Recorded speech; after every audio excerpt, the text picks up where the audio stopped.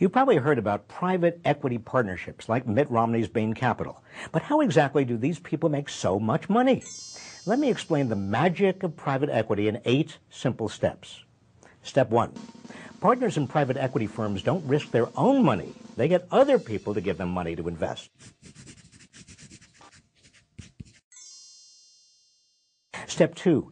They use this money to buy up companies they think they can squeeze higher profits from.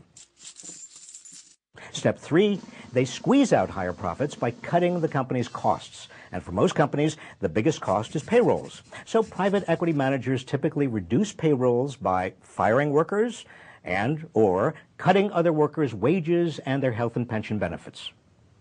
Step 4, they also use the company as collateral to borrow a pile of money from banks.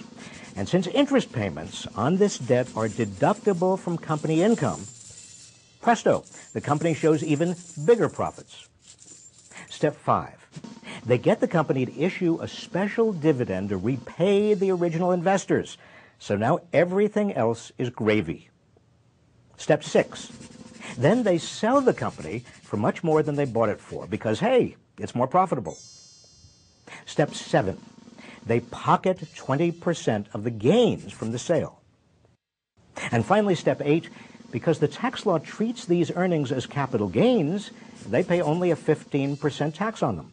This is a sham because the justification for lower capital gains taxes is investors supposedly risk their own money, and yet private equity managers haven't risked a dime.